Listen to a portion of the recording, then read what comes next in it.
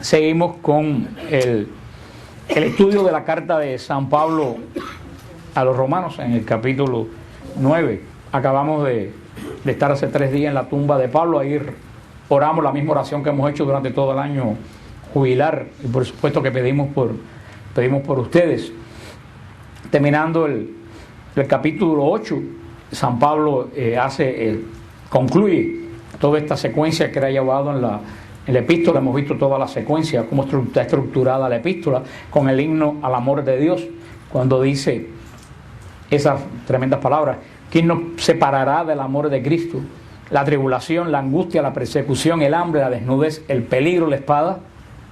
Como dice la Escritura: por tu causa somos muertos todo el día, tratados como ovejas destinadas al matadero. Pero en todo esto salimos más que vencedores, gracias a aquel que nos amó. Pues estoy seguro de que ni la muerte, ni la vida, ni los ángeles, ni los principados, ni lo presente, ni lo futuro, ni las potestades, ni la altura, ni la profundidad, ni otra criatura alguna podrá separarnos del amor de Dios manifestado en Cristo Jesús, Señor nuestro. Palabra de Dios. Así termina este capítulo 8, que cierra toda esta enseñanza que nos está dando San Pablo de la ley, de la gracia, de la redención, de la justificación, de la propiciación, de la adquisición de la redención por medio del bautismo y de la vida del cristiano en el Espíritu. Esta verdaderamente es el cierre de esta primera parte de la epístola brillante, cuando San Pablo hace la pregunta: ¿quién nos apartará del amor de Dios? Y prácticamente dice: absolutamente nada nos puede apartar del amor de Dios. Eso es tener verdaderamente la esperanza de la fe, lo que tenía Abraham, que esperó contra toda esperanza. Y verdaderamente dice San Pablo con una seguridad. Por eso a mí me gusta mucho Pablo, porque algunas personas dicen que es prepotente. Pablo no es prepotente, Pablo está seguro de lo que cree. Por eso que lo toman por prepotencia, porque él está seguro de lo que él cree. Por eso que dice: estoy seguro que ni la muerte, ni los ángeles, ni el presente, ni el futuro puede apartarme del amor de Dios. Eso no es prepotencia, eso se llama seguridad. Una persona que sabe en quién ha puesto su fe y en quién ha creído. Desafortunadamente hoy en día pues la gente no tiene esa fe, y cualquier contrariedad, cualquier problema inmediatamente te aparta del amor de Dios. Estamos en el amor de Dios mientras todo nos va bien. En cuanto viene la primera tribulación, eso nos aparta del amor de Dios, y eso no es verdadera fe. La fe que está cimentada en la roca es como la fe que tenía Pablo. Y por eso nos gozamos de estar celebrando 2000 años de su nacimiento en la Iglesia Católica, porque eres el que puso fundamento de la teología de nuestra fe, una teología que en 2000 años nadie la ha podido superar. Ahora comienza en el capítulo 9 en adelante, y San Pablo va a hacer un estudio, como que va a volver un poco atrás al principio. ¿Se acuerdan cómo comenzaba la epístola? Hablando de los judíos sometidos a la ley, cómo la ley no les había dado salvación, y sí le había dado pecado. San Pablo va a ir un poco atrás, y ahora va a hablar un poco de por qué los judíos persisten en esta fe que ya se cumplió. Él explicó ya que la ley no había dado fe. Ahora dice por qué ellos persisten en el error. Y muchas de las personas que fueron en el viaje a Israel, algunos hermanos me decían: pero ¿cómo es que ellos no se dan cuenta? Y yo le decía a un hermano, no me acuerdo quién fue, que veníamos caminando, y le decía: bueno, pues no te extrañe que los judíos no se den cuenta, cuando muchos de los cristianos tampoco se dan cuenta. Vaya, decía, con todos los milagros que han visto los judíos, digo, con tantos milagros que hemos visto nosotros, y nadie se da cuenta. O sea que no, la ceguera espiritual no es propia de ellos, es propia, yo creo, de toda la persona que no tiene su fe cimentada sobre la roca. Pero como estuvimos en medio de la Pascua en Israel, en la celebración de la Pascua, y los mismos judíos nos hablaban que ya no tienen cordero, porque el cordero, después que el templo se derrumbó, no puede ser sacrificado el cordero de la Pascua. Decían: pero ¿cómo no se han dado cuenta que en el año 33, en el siglo I, algo se les acabó? No tienen más cordero, no tienen más día de expiación, no tienen más templo, no tienen más sacerdocio, no tienen más arca, no tienen más profetas. Es más, ellos, sin darse cuenta, en el siglo I, en el concilio de Yannía judío, mismo cerraron las escrituras. Dijeron que no podían haber más ningún libro santo nuevo en el siglo I. Ellos mismos cerraron las escrituras. No han tenido más ningún libro santo, no ha habido más ningún profeta. Como ellos no se han dado cuenta de que algo evidentemente se acabó. Se acabó. Y San Pablo va a abundar, porque él vivió dentro de su pueblo. Aquí en el capítulo 9 va a abundar sobre esto. Pero dice, por eso dice en esta introducción, en el capítulo 9, versículo 1, digo la verdad en Cristo, no miento. Mi conciencia me lo atestigua en el Espíritu Santo. Siento una gran tristeza y un dolor incesante en el corazón. Pues desearía ser yo mismo maldito, separado de Cristo, por mis hermanos, los de mi raza según la carne. Son israelitas, de ellos la adopción filial, la gloria, las alabanzas, la alianza, la legislación, el culto, las promesas y los patriarcas. De ellos también procede Cristo, según la carne, el cual está por encima de todas las cosas, Dios bendito por los siglos de los siglos. Amén. Que me hace San Pablo en esta introducción. Y dice San Pablo, si yo me pudiera hacer maldición por mis hermanos, yo me haría. Porque San Pablo viene de la raza judía, y dice, lo han tenido todo, a la adopción filial. De cierta forma Dios como pueblo los adoptó como hijos. Las alianzas, Dios cuántas alianzas, sobre todo las dos grandes alianzas, Dios la hizo en Israel, inclusive la nueva alianza, sobre quién la hace en Cristo. ¿Y qué cosa es Cristo? Judío. Cristo no era católico, Cristo era judío, de religión católica. Cristo nunca entró en una iglesia católica, él fundó la iglesia católica, pero Cristo no era católico, Cristo era judío. Vivió como judío, sintió como judío. O sea que hasta la nueva alianza es cimentado en Cristo. Dice, de la legislación, el único culto, todas las promesas, los patriarcas, y eso es muy importante, Cristo procede de ellos según la carne. Eso es muy importante, porque Cristo sí, nace judío según la carne, porque de espíritu Jesús es el Hijo único de Dios y pertenece a toda la humanidad, pero según la carne es descendencia del linaje judío. San Pablo hace toda esta introducción como diciendo, mira todo lo que han recibido. Y sigue diciendo en el versículo 6, no es que haya fallado la palabra de Dios, pues no todos los descendientes de Israel son Israel, ni por ser descendientes de Abraham son todos hijos de Abraham, sino que por Isaac lleva tu nombre una descendencia. Es decir, no son hijos de Dios los hijos según la carne, sino que los hijos de la promesa se cuentan como descendencia.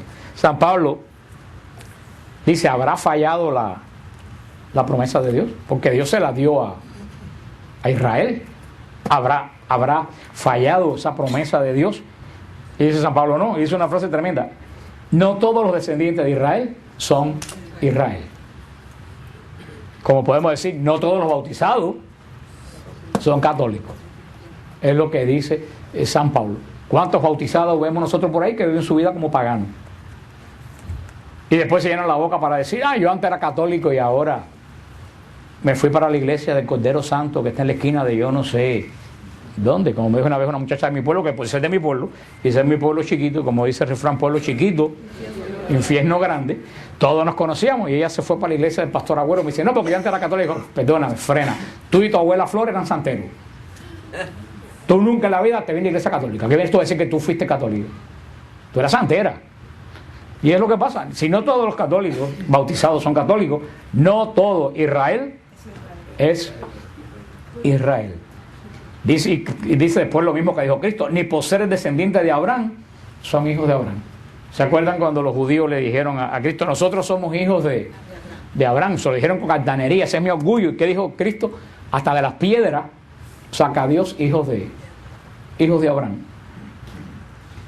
Entonces sigue diciendo Pablo, no son hijos de Dios los hijos según la carne, sino que los hijos de la promesa se cuentan como descendencia. San Pablo hace una división. Dice, Israel son hijos de Dios por la carne. Por la carne. Son descendientes del pueblo de Dios por la carne, pero no lo son por la promesa.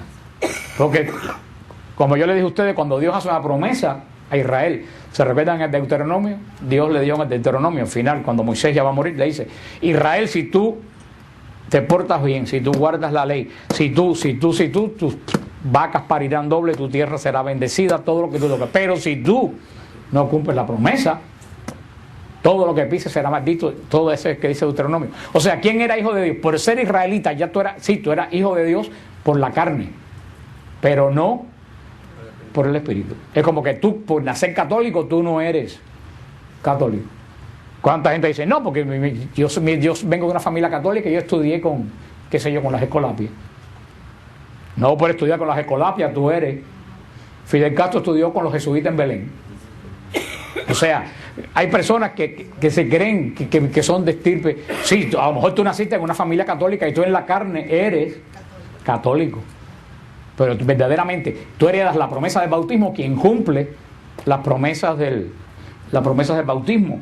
Eso es lo que dice, lo que quiere decir Pablo aquí, que está haciendo esta reflexión sobre los judíos. Porque la gente, son el pueblo de Dios. Israel en este momento es el pueblo de Dios según la carne, no según el Espíritu. ¿Por qué Israel es el pueblo de Dios? Porque es la descendencia del pueblo que tuvo la primera alianza. Y por supuesto que son, pero ya ellos no son el pueblo de la alianza. Esa alianza se acabó. El pueblo de la alianza ahora somos nosotros somos los que poseemos la promesa de Dios, no de ellos. Ellos siguen siendo el pueblo histórico de Dios. Como decir, yo soy cubano porque nací en Cuba, pero yo más nunca he vuelto, y si la cosa sigue como va, creo que más nunca voy a volver. Ese es el pueblo histórico, pero hoy en día, ¿qué ciudadanía yo tengo? La americana. Ellos son el pueblo histórico de Dios, pero ya no son el pueblo de la alianza. Dice, es decir, no son hijos de Dios los hijos según la carne, sino que los hijos de la promesa se cuentan como descendencia. Porque estas son las palabras de la promesa. Por este tiempo volveré y Sara tendrá un hijo. Y más aún, también Rebeca concibió de un solo hombre, de nuestro padre Isaac. Ahora bien, antes de haber nacido y cuando no habían hecho ni bien ni mal, para que se mantuviera la libertad de la elección divina, que depende no de las obras, sino del que llama, le fue dicho a Rebeca, el mayor servirá al menor, como dice la Escritura. Amé a Jacob y rechacé a Esaú. Sigue diciendo Pablo que porque hay una regla no quiere decir que esta regla es lo que es lo que yo le he dicho a ustedes muchas veces, que sobre todo algunos hermanos de nosotros, otras iglesias, ellos se creen que Dios se pasa la vida entera con la Biblia viendo que está escrito en la Biblia para actuar. La Biblia no está hecha para Dios. ¿La Biblia para quién está hecha? Para nosotros. Dios es soberano, Dios está por encima de la Biblia. Este libro para nosotros, no es para Él, como este libro tampoco para los ángeles. Este libro es únicamente ¿para quién? Para los hombres. Para los hombres. Por eso Dios es soberano. Y por eso dice, según la promesa. Cuando habla aquí de la promesa, de la promesa y de la promesa, ¿de qué promesa se refiere? De la promesa dada a Abraham. Tú serás padre de muchedumbre. Pero dice San Pablo, mira cómo Dios hace lo que quiere, la forma que quiere, que Rebeca tuvo 2 hijos. ¿Quién era el mayor? Esaú. ¿Y cuál era el segundo? Jacob. ¿Y qué dice? ¿A quién le dio Dios la bendición? A Jacob. ¿A quién le debía corresponder? A Esaú. Pero Dios es soberano y Él hace de su voluntad lo que Él quiere. O sea que si vienen a ver la promesa que salía de Isaac, no siguió la línea del primogénito que era Esaú, sino que siguió la línea de Jacob. Y precisamente hoy yo estaba hablando por la mañana sobre Jacob, porque alguien me preguntaba mi opinión sobre Jacob. Y yo decía, Jacob fue el que se llevó la bendición de Dios, aparte que se llevó una buena cantidad de palos. Porque muchas veces antes de las bendiciones vienen los palos. Y por eso que mucha gente no es bendita, porque no quieren aguantar los palos. Quieren bendiciones, pero no quieren palos. Y cuando a ti te dan bastante palo, como la pandereta de un pentecostal, quiere decir que atrás vienen las bendiciones. Ahora, si tú rechazas los palos, estás rechazando las bendiciones. Y vemos que Jacob fue bendecido, a pesar de que el nombre Jacob, ¿se recuerdan lo que quería decir? Nadie se recuerda qué quería decir Jacob. Mentiroso. Más que mentiroso, quería decir en esencia tramposo, que es una forma de mentira.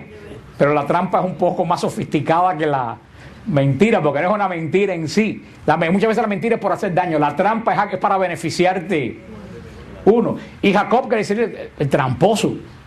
¿Se recuerda cuando le cambió a Esaú la primogenitura por un plato de... Pero Esaú fue peor que Jacob. Porque Jacob ambicionaba la primogenitura, pero Esaú No le importaba la primogenitura. O sea, ahí vemos que Dios, ¿por qué Dios bendice a Jacob? Porque Jacob era arriesgado. Y cuando quería algo, luchaba por eso. Y Esaú ni le iba, ni le venía la primogenitura. Por eso que la perdió. Y por eso que Jacob, por ser tan arriesgado, Dios le da la primogenitura. Pero como Jacob era arriesgado, antes del Señor darle lo que Jacob quería y se merecía, le dio una buena tunda de palo. Y hasta que Jacob no aprendió, no paró. ¿Se recuerdan cómo? Porque eso he hablado yo millones de veces. Pero como este grupo se renueva como el olivo, cada cierto tiempo todo el mundo se pierde, aparece gente nueva. ¿Ustedes se recuerdan a quien sobrevivió de esa época? Cuando yo dije cómo se llamaba la tunda de palo que Dios le dio a Jacob. ¿Cómo se llama espiritualmente eso? ¿Eh? La palera, dices tú. La palera, eso mismo. ¿Cómo se llama? Que yo dije que eso tenía un nombre. Mi tica dijo el apellido, pero no dijo el nombre. Mi tica dijo espiritual, pero le faltó el nombre.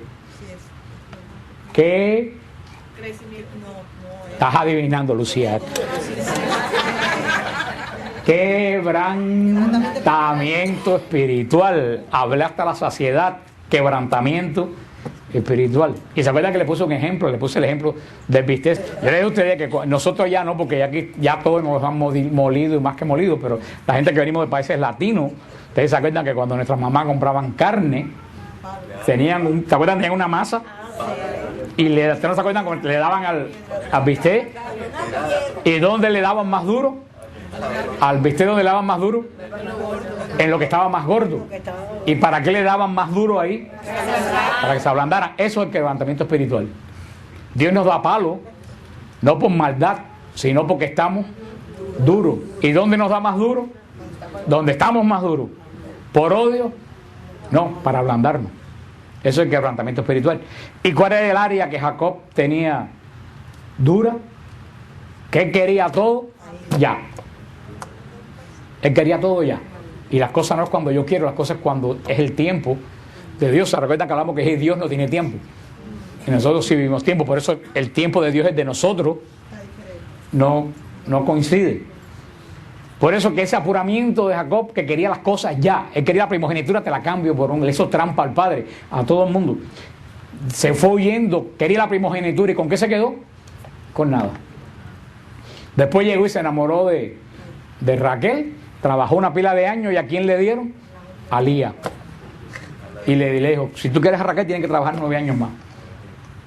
12 años. ¿Tú sabes lo que el Señor hizo? Lo enseñó a tener paciencia. Y cuando le dio bien duro en su problema, le dijo, ven que ya no te llamas más mentiroso, ahora te llamas fuerza de Dios. Y le cambió el nombre para Israel. La Biblia está llena de quebrantamiento espiritual. El rey David, en el Nuevo Testamento, un tremendo quebrantamiento espiritual, es de Pedro. Todos los apóstoles estaban escogidos por Dios. ¿Por qué Pedro fue escogido? ¿Porque eres más inteligente? No eres más inteligente. ¿Quién eres más inteligente? Juan, eres más culto, familia del sumo sacerdote. ¿Pero por qué el Señor escogió a Pedro? Porque Pedro era arriesgado. Cuando todos se quedaron en el bote, en el mar de Galilea, ¿qué dijo Pedro? Señor, yo quiero ir para donde tú estás. Pedro se empezó a hundir, pero fue el único que le dijo que se salió del bote porque Jesús se lo dijo. Los demás se quedaron adentro del bote. Ahora, como él hablaba sin pensarlo, el Señor le dio la abochornó delante de miles de años, delante de una muchachita que le dijo, yo te he visto con ese, y es decir, yo no sé quién es. Lo quebrantó en el área. Ya Pedro aprendió, cuando le dijo a Jesús, aunque todos te nieguen, yo jamás te voy a negar. Fíjate cómo era Pedro, a mí no me lavas los pies, jamás me vas a lavar los pies, y a los 2 minutos, lávame los pies y la cabeza. Pedro, ese era el área que tenía Pedro. Pero el Señor elige a las personas que son osadas, a las personas que se sientan a esperar. El Señor no lo bendice. Es mejor pecar en exceso que pecar por defecto. Y yo le decía una vez que yo vi, hace años que yo vi en una casa de unas monjas de la caridad que tenían un letrero que decía, pobre de que se queda en la orilla mirando al que se va, ese nunca llegará. Hay mucha gente que se quedan en la orilla de la espiritualidad, en la orilla de la fe, mirando a los que, no, yo estoy muy seguro aquí en esta orilla. Esa gente no llega nunca a ningún lado.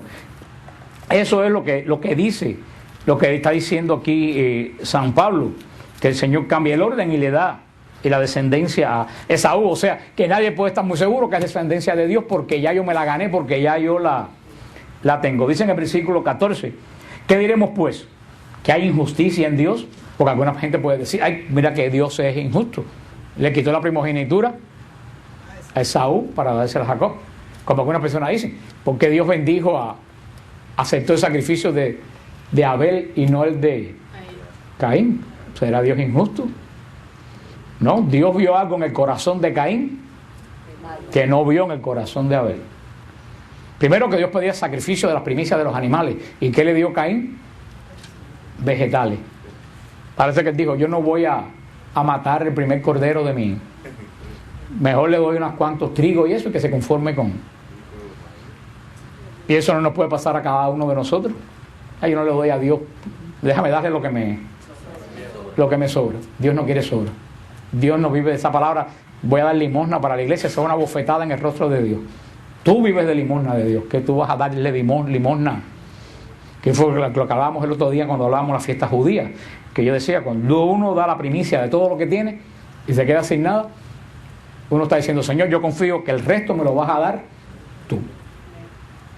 Ese es el objeto de la primicia, de la fiesta de las primicias en Israel. Por eso San Pablo, como sabe que tenemos eso en mente, dice, ¿qué diremos pues? ¿Que hay injusticia en Dios? Dice con signo de admiración, de ningún modo. Pues él dice a Moisés, seré misericordioso con quien lo sea, me apiadaré de quien se apiade. Por tanto, no se trata de querer o de correr, sino de que Dios tenga misericordia. Pues dice la Escritura a Faraón, te he suscitado precisamente para mostrar en ti mi poder y para que mi nombre sea conocido en toda la tierra. Así pues, usa de misericordia con quien quiere y endurece a quien quiere. Pero me dirás entonces, ¿de qué se enoja? Está diciendo San Pablo, porque si le endurece el corazón a Faraón, ¿por qué se enoja con el Faraón? Fíjate que San Pablo está contestando muchas preguntas que uno mismo se hace. Si Dios le endurece, según dice la Biblia, el corazón al Faraón, ¿por qué se enoja con el Faraón? Oh hombre, fíjate lo que dice ahora. Oh hombre, ¿quién eres tú para pedir cuentas a Dios? ¿Acaso la vasija dirá al alfarero, ¿por qué me hiciste así? Oye, hermano, como hay vasijas que le reclaman al alfarero. ¿O es que el alfarero no es dueño de hacer de una misma masa objetos para usos nobles y otros para usos que no son menos nobles? Pues bien, ¿qué vas a replicar si Dios, queriendo manifestar su ira y dar a conocer su poder, soportó con gran paciencia objeto de ira preparado para la perdición, a fin de dar a conocer la riqueza de su gloria con los objetos de misericordia que de antemano había preparado para gloria? Con nosotros que hemos sido llamados no solo de entre los judíos, sino también de entre los gentiles. San Pablo pone el ejemplo de Faraón porque es el que más conocían los judíos. Pero también eso es una forma hebrea de hablar cuando dice Dios endureció el corazón. Porque ¿qué es lo que quiere decir? Dios es el dueño de todo. Dios podía haber cambiado el corazón del Faraón, ¿no? Y decir, ay, pobrecitos los hebreos, déjalos ir. Pero entonces Dios hubiera intervenido ¿en qué? Si Dios le cambia el corazón al Faraón, ¿en qué hubiera intervenido Dios? En el libre albedrío, en la libertad del Faraón.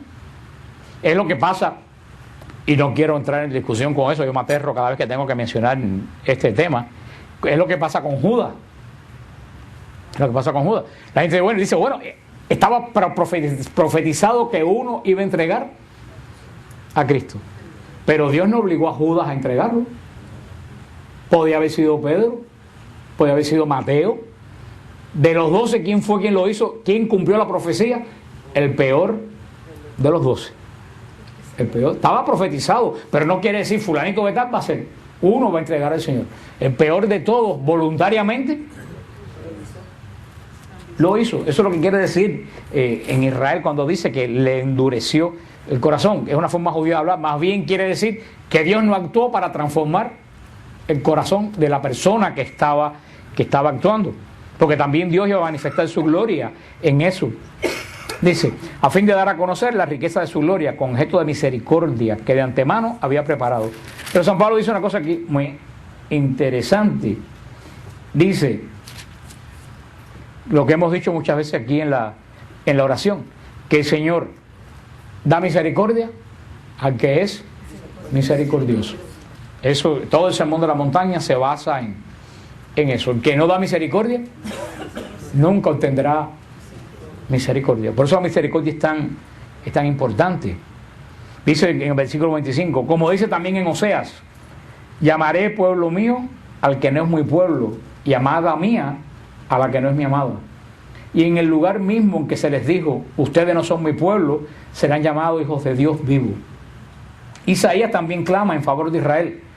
Ahora dice lo que dice Isaías, aunque los hijos de Israel fueran numerosos como las arenas del mar, solo un resto será salvo, porque pronto y perfectamente cumplirá el Señor la palabra sobre la tierra. Y como predijo Isaías, si el Señor de los ejércitos no nos dejara una descendencia, como Sodoma hubiéramos venido a ser, y semejante a Gomorra.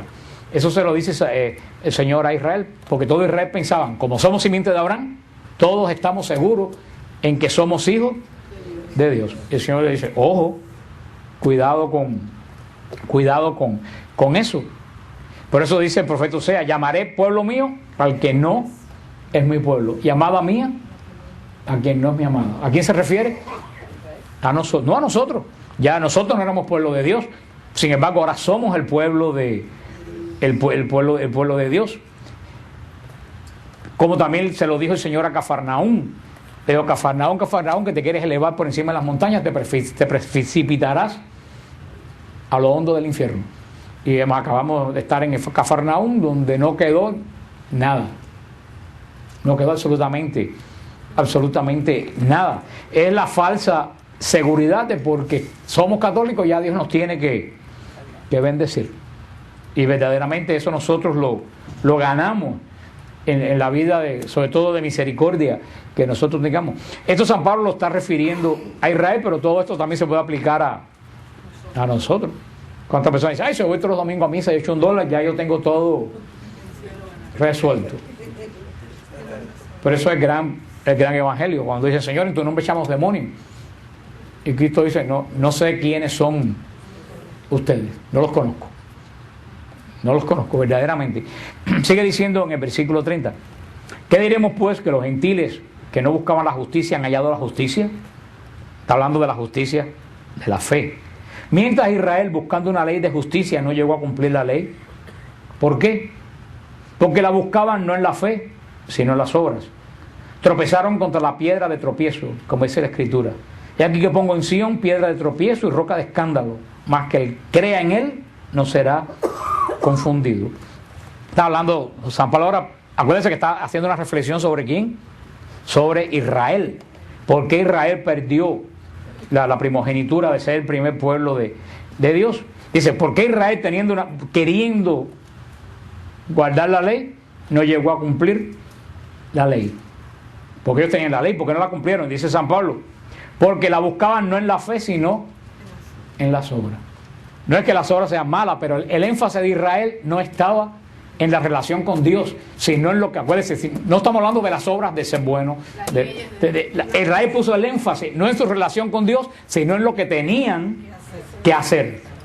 Dice, eso los hundió, porque se separaron del Dios vivo, enfocándose en ¿qué? En cosas materiales.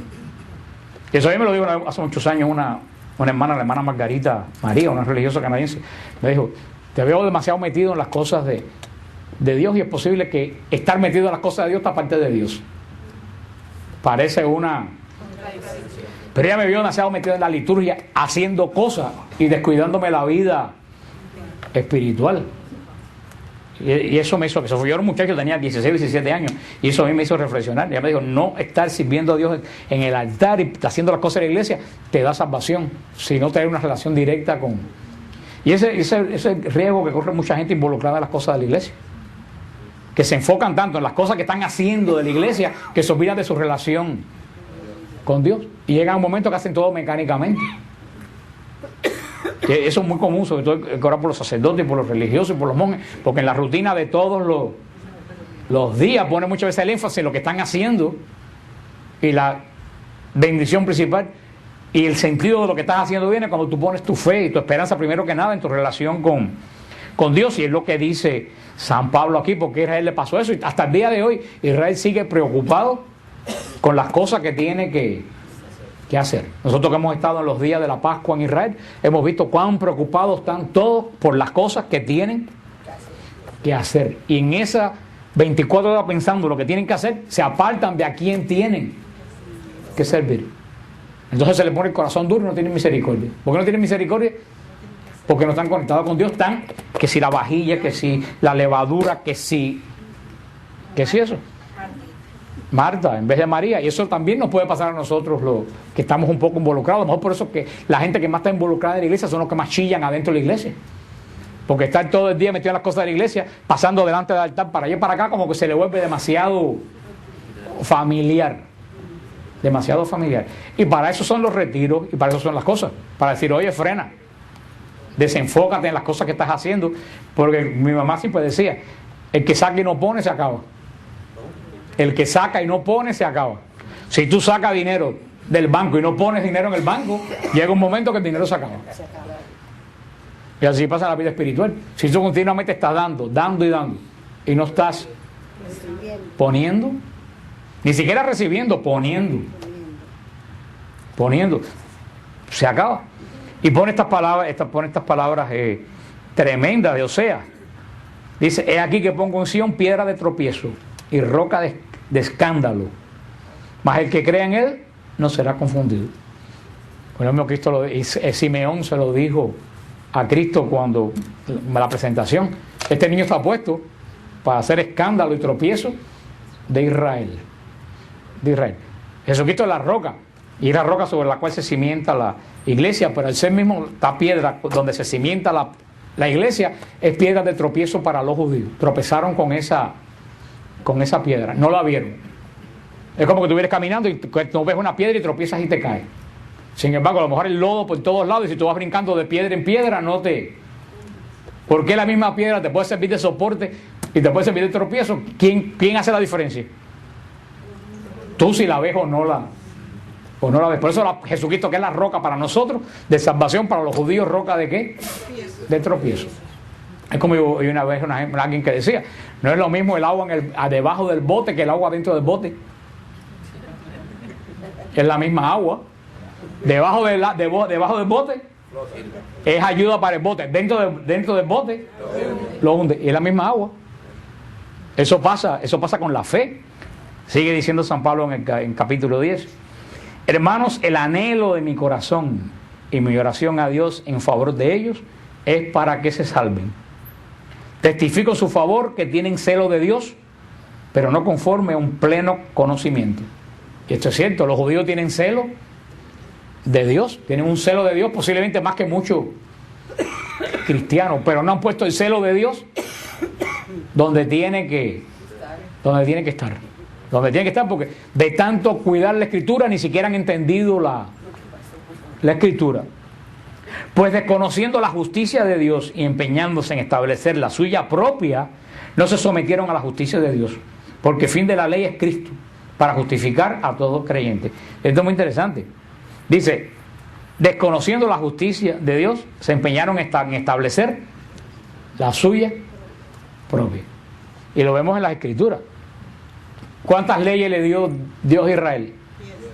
Los 10 mandamientos. Israel de ahí se enredó la vida haciendo 600 y pico de preceptos. Ellos enredaron ellos mismos enredaron la vida. Dice, Dios no le dio esa cantidad de leyes. Ellos se sometieron a su propia ley en vez de someterse a la justicia de Dios. Dice, ¿cuál era el objetivo de la ley? ¿Hacerse la vida un yogur a los judíos?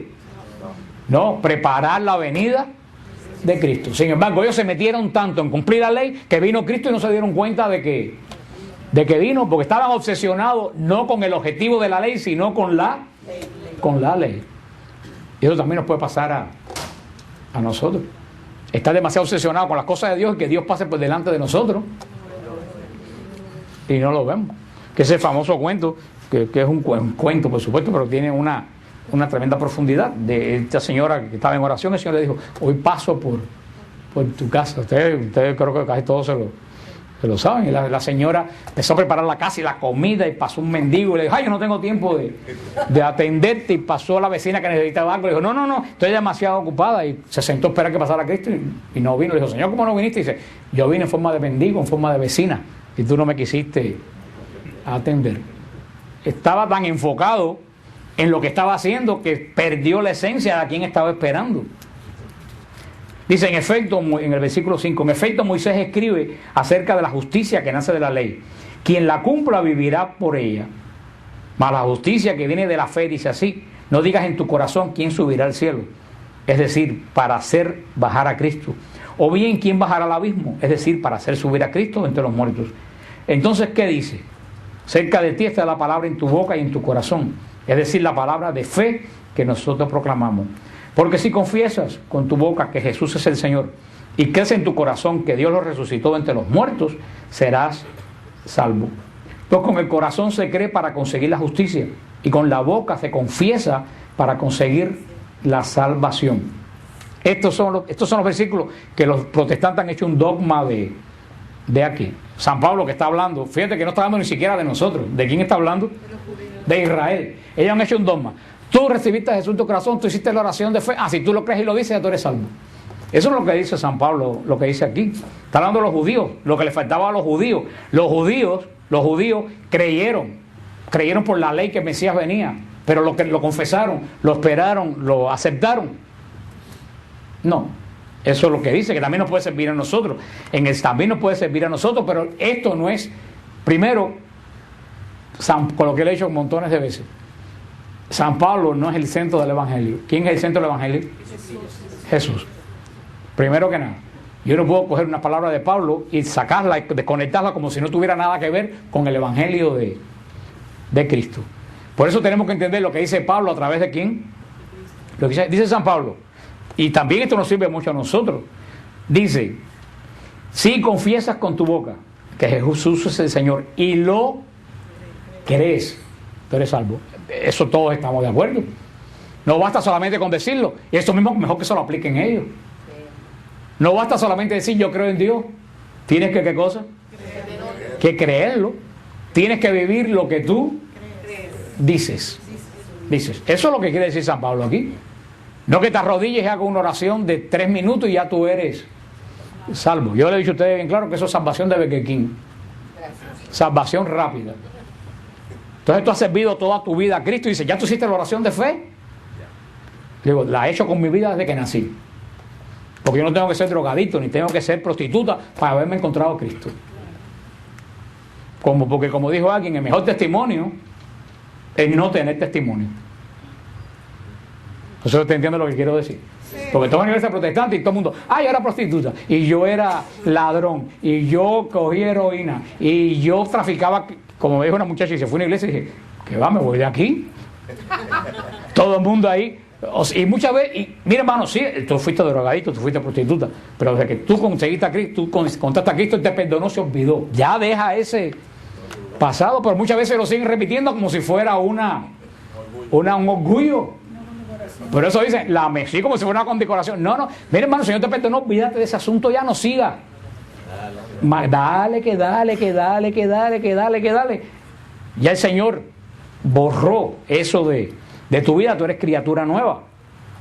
Pero esto es sencillamente lo que dice, si confiesas con tu boca que Jesús es el Señor y lo crees en tu corazón, tú serás, fíjate, pero no solo en tu corazón, dice, si crees en tu corazón que Dios lo resucitó, ahí ellos se comen ese pedazo de entre los muertos. Está diciéndole a Israel, tú tienes que creer que el Mesías que vino, Jesús, Dios lo resucitó de entre los muertos.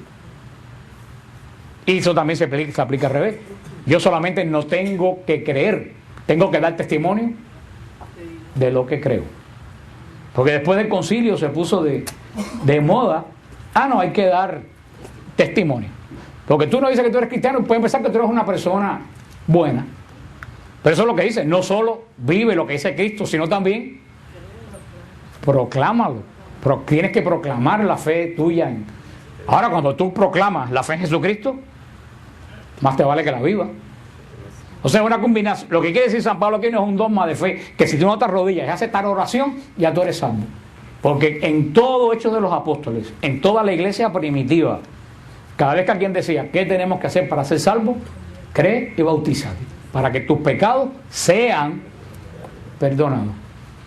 Y si lees a San Ignacio de Antioquía, si lees a Ireneo de León, a los padres del primer siglo y del segundo, ellos nos decían, vengan aquí adelante, hagan la oración de fe para ser salvos. Y ellos decían, no, si bautízate y confiésate cuando peques y recibe la Eucaristía. Esa es la fuente de salvación. Yo cada vez que me confieso me estoy reconciliando con Dios. Yo tengo que orar todos los días, pero yo no tengo que hacer una oración. Y ellos se basan porque han cogido estas palabras como un dogma de fe. ¿Ustedes entienden lo que quiere decir? Porque si confiesas con tu boca que Jesús es Señor y crees en tu corazón que Dios lo resucitó, esa frase nunca la dice, de entre los muertos serás salvo. Porque tú tienes que creer no solo que Jesús es Dios, sino lo que estamos celebrando, que Jesús ha resucitado. Que inclusive hoy en día mucha gente en la iglesia que ni creen en la resurrección de Jesús. O sea que tienes que proclamar que somos seguidores de un Dios vivo. Dice, pues con el corazón se cree para conseguir justicia y con la boca se confiesa para conseguir la salvación. Fíjate si es así, que el corazón se está diciendo aquí como que simbólicamente, porque tú crees con el órgano del corazón que bombea sangre, ¿tú crees? No, el corazón es aquí el corazón, ¿qué es lo que simboliza? El alma, el espíritu, para que tú veas que son palabras simbólicas, que no son palabras textuales. Entonces de esto hacen un ritual y de la Eucaristía hacer esto en conmemoración mía, no le hacen caso. Yo no entiendo absolutamente nada. Dice, con el corazón se cree. Tú no crees con el corazón. Está hablando aquí del espíritu. Con el espíritu tú crees para conseguir la justicia y con la boca para conseguir la salvación. Y esto es muy importante porque, y es lo que yo le decía, a la vez que tú dices que tú eres cristiano, tú tienes dos opciones: te sirve para salvación o te sirve para condenación. Porque si tú dices que quieres y proclamas que tú crees en Jesucristo, más vale que tu vida se ajuste a quien tú dices que tú crees. Porque posiblemente tú seas un mal testimonio para los demás y te condena. Esto es lo que quiere decir. Esto es lo que quiere decir. ¿Cuánta gente yo he conocido que dicen, si fulano es cristiano, más vale que yo no crea en nada? ¿O cuánta gente se han ido de la iglesia por un mal testimonio de un cristiano? Por eso el Señor lo dijo y se entiende mal en las Escrituras, que escandalice a uno de estos pequeños, y el Señor no se está refiriendo a niños, se está refiriendo a los que son menores que tú en el espíritu. Dice, señores, que escandalice a uno de estos pequeños, mejor le vale amarrarse una soga de molino en el cuello y lanzarse al mar. Y nosotros en Cafarnaúm vimos las ruedas de molino, que son una cosa que entre 10 personas no se pueden mover.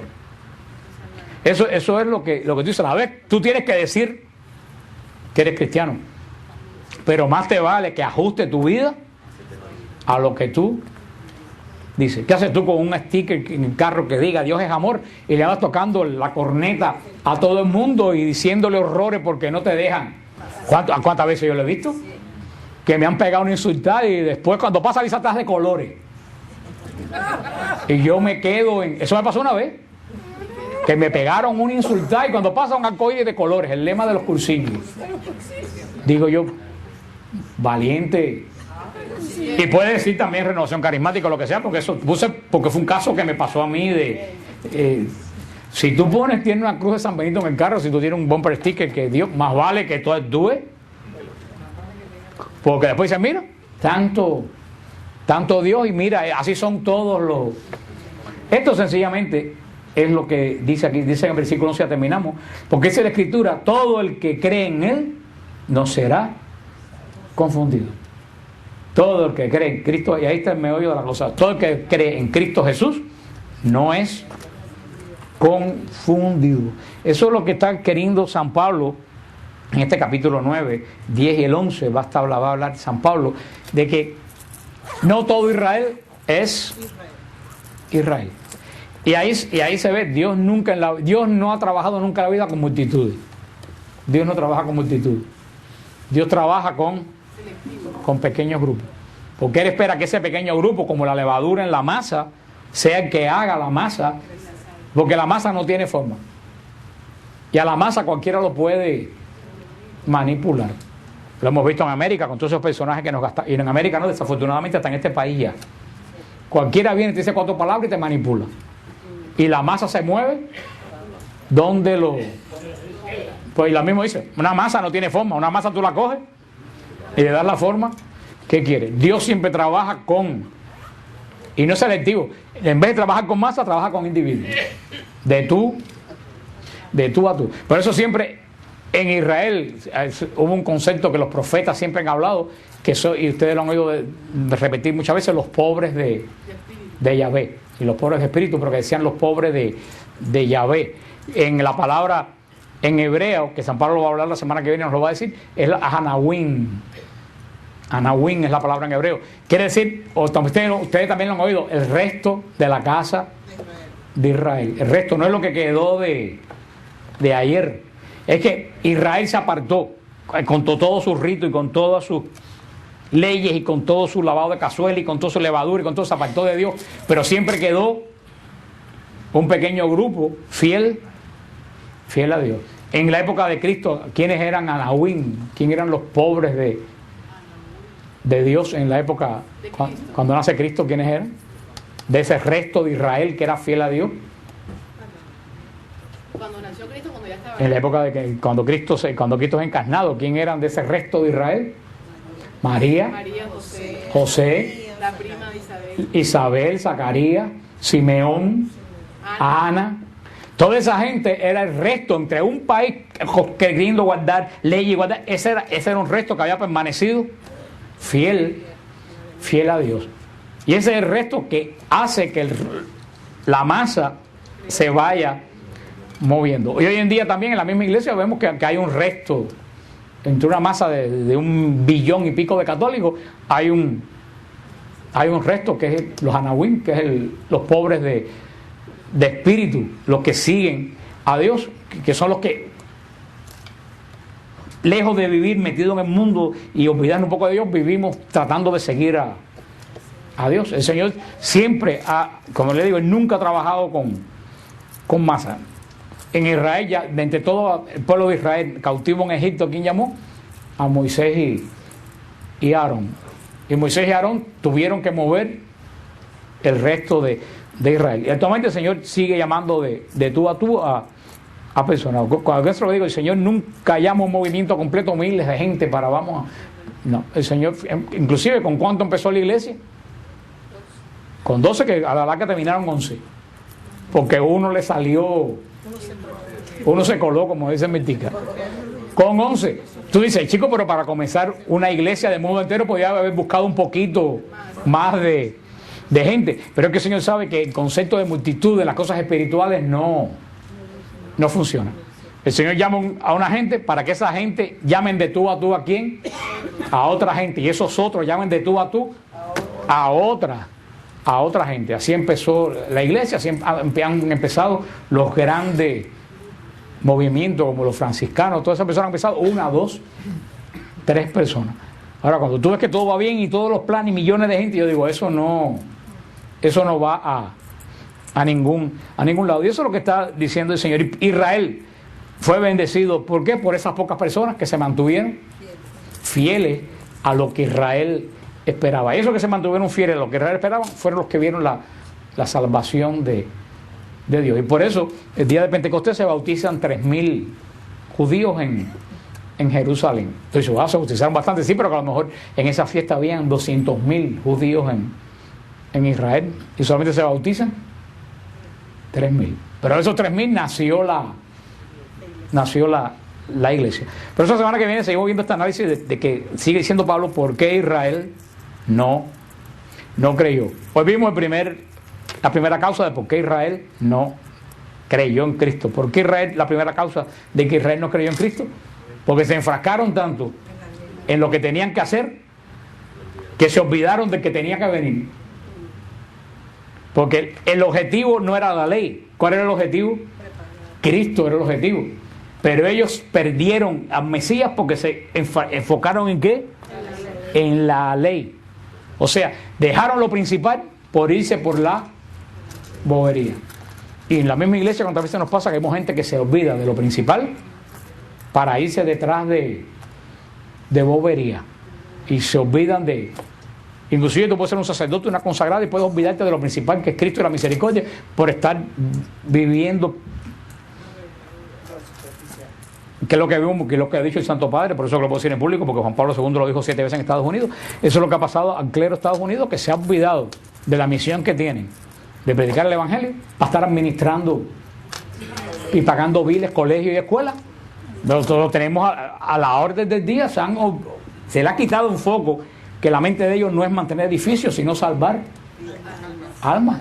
Y eso Juan Pablo se lo dijo 7 veces, por eso no es nada nuevo. Tiene un ejemplo claro de cómo uno se puede desenfocar del objetivo que Dios... La misión de un sacerdote, de un obispo, es salvar almas. No es pagar biles de escuelas, ni de aire acondicionado, ni de esto, ni del otro. Pero lo que te dicen de los sacerdotes le puede pasar a ti y a mí a otro nivel. Nos puede pasar, nos podemos desenfocar. Por eso cada cual tiene que enfocarse en qué cosa es a lo que el Señor me llama. Y ser locomotora, no ser línea de tren. La línea de tren es el evangelio, pero tú tienes que ser el evangelio solamente te dice pues dónde tienes que coger, pero tú eres el que tiene que ponerla en marcha la rueda. Eso es una de las primeras causas por las cuales, y vamos a ver la semana que viene otras causas. Esa es la primera causa principal por la cual Cristo vino, y el mismo sumo sacerdote, que era el que tenía que preparar la venida de Cristo, se le paró el Mesías delante y no supo quién era, porque él estaba obsesionado en qué dijo, se infringió la ley con lo que dijo y no en quién era. Así que, como ustedes ven, eso le pasó a ellos, pero también nos puede pasar. Esta carta a los romanos es una reflexión para que a nosotros no nos pase, porque dice que el que no conoce la historia está condenado a repetirla. Y eso es una frase tremenda. Quien no conoce la historia está condenado a repetirla. Así que más vale que aprendamos la historia.